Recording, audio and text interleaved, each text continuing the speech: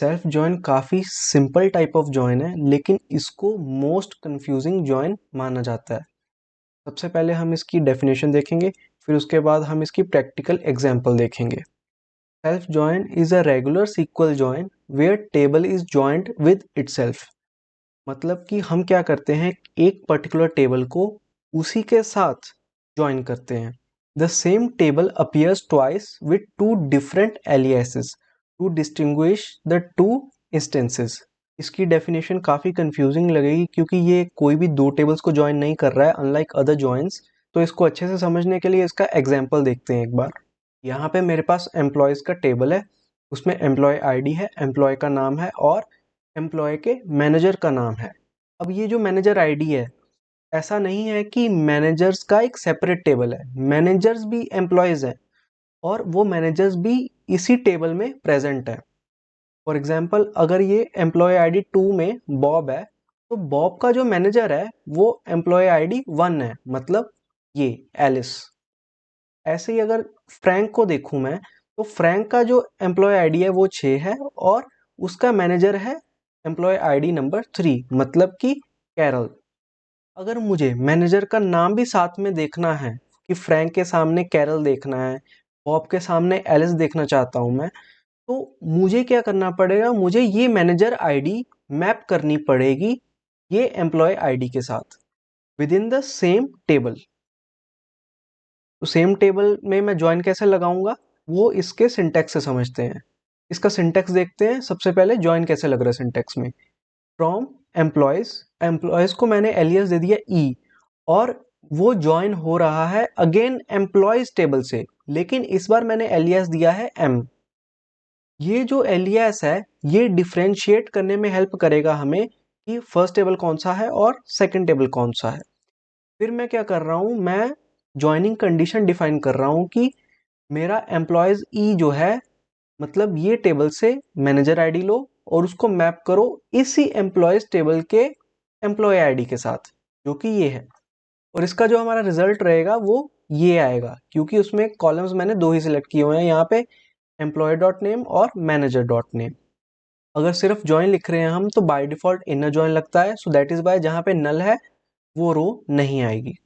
Again हमने syntax देख लिया और आउटपुट समझ लिया, लेकिन इसकी वर्किंग हमने नहीं देखी अभी। अभी मैं इसकी वर्किंग आपको समझाता हूँ, फिर उसके बाद हम उसको माइस्क्ल वर्कबेंच पे इम्प्लीमेंट करेंगे। मेरे पास सेम ही टेबल है, यहाँ पे मैंने कॉपी किया है और पहला टेबल हमने लिया है ई नाम से और दूसरा टेबल जो है वो हमारा एम नाम से है। अब हम क्या कर रहे हैं, हम कंडीशन दे रहे हैं E dot manager I D is equal to M dot employee I D. मतलब कि ये जो मेरी मैनेजर आईडी है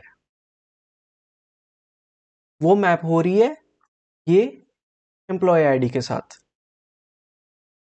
मेरी कंडीशन मैं यहाँ पे लिख देता हूँ, manager ID equals amp ID. चलिए रो वाइज देखते हैं कि ये वर्क कैसे कर रहा है। बाय डिफॉल्ट यहाँ पे इनर जॉइन लगा हुआ है, तो हम भी इनर जॉइन के हिसाब से आउटपुट जनरेट करेंगे। हमारी जो फर्स्ट रो है उसमें नल जो है वो किसी के साथ मैच नहीं करेगा, तो बाय डिफॉल्ट ये इनर जॉइन से बाहर हो जाएगा।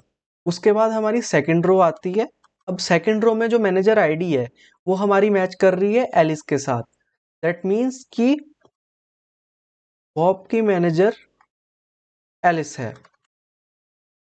इन सेम मैनर कैरल की भी जो मैनेजर है वो एलिस है। ऐसे ही हमारी नेक्स्ट रो की कंडीशन चेक होगी। इसमें डेव और ईव दोनों की मैनेजर आईडी 2 है जो कि मैप होगी बॉब के साथ। मतलब कि इन दोनों रोज के रिस्पेक्ट टू हमें बॉब देखने को मिलेगा। और उसके बाद जो हमारी लास्ट रो बचती है उसमें जो 3 है, 3 मैनेजर आईडी मैप हो रही है कैरल के साथ। दैट मीन्स कि हमारा ये आउटपुट बनेगा। अब इस आउटपुट में से हमने दो ही कॉलम सेलेक्ट किए हैं, ई डॉट नेम और एम डॉट नेम। तो हमारे पास सिर्फ ये दोनों कॉलम्स आ रहे हैं आउटपुट में। इनको मैं ग्रीन कर देता हूँ। बॉब और कैरल को मैनेज कर रही है एलिस, डेव और ईव को मैनेज कर रहा है बॉब और फ्रैंक को मैनेज कर रही है कैरल। बॉब और कैरल को मैनेज कर रही है एलिस, डेव और ईव को मैनेज कर रहा है बॉब और फ्रैंक को मैनेज कर रही है कैरल। तो ये जो हमारा आउटपुट है वो कुछ ऐसे जनरेट हुआ है। चलिए अब MySQL वर्कबेंच पे चलते हैं और इसको प्रैक्टिकली इंप्लीमेंट करते हैं। मैं MySQL वर्कबेंच पे आ गया हूँ और ये मैंने ऑलरेडी टेबल यहाँ पे बनाया हुआ है। इसमें मैंने एम्प्लॉय आईडी रखी है, एम्प्लॉय के नेम रखे हैं, डिपार्टमेंट, सैलरी और मैनेजर आईडीज रख दी हैं। जिसकी मैनेजर आईडी नल है दैट मीन्स कि उनका कोई मैनेजर है नहीं। क्वेरी लिखेंगे select asterisk from, first time में इसको मैं एलियास देता हूँ E, inner join M salary, salary. Second time में मैं इसको एलियास दे देता हूँ एम, आप कोई भी एलियास दे सकते हो, on E dot manager ID equals to M dot employee ID. अगर इसको मैं एग्जीक्यूट करूं, आउटपुट में ये आएगा कि नेहा जिसकी मैनेजर आईडी 1 है, तो 1 मैनेजर आईडी पे कौन है, अमित। ऐसे ही अगर मैं यहाँ पे देखूं अंकित जिसकी मैनेजर आईडी 5 है, तो 5 मैनेजर आईडी पे कौन है, सिमरन, विच इज दिस रो। तो यही रो यहाँ पे आ चुकी है with respect to manager ID. And one more important point to note down कि जिसकी भी मैनेजर आईडी नल होगी, मतलब जिसका भी कोई भी मैनेजर प्रेजेंट नहीं होगा, तो वो हमें इस टेबल में यहाँ पे नहीं दिखेगा। क्यों? क्योंकि नल जो है नॉन मैचिंग में आती है और इनर जॉइन में नॉन मैचिंग रोज शो नहीं होती। तो उसके लिए हम क्या कर सकते हैं, इनर जॉइन की जगह लेफ्ट जॉइन कर लीजिए। तो मैं दोबारा एग्जीक्यूट करूंगा, हमारे पास सारे 14 के 14 एम्प्लॉयज आ गए। जिसकी मैनेजर आईडी नल है तो उसके रिस्पेक्ट टू सारी नल रो आ रही है। And same happening with Pooja and Arjun. तो ये हमारा सेल्फ जॉइन का एक एग्जाम्पल हो गया। नेक्स्ट वीडियो में हम मल्टीपल हायरार्की से डील करेंगे सेल्फ जॉइन के साथ। Thank you.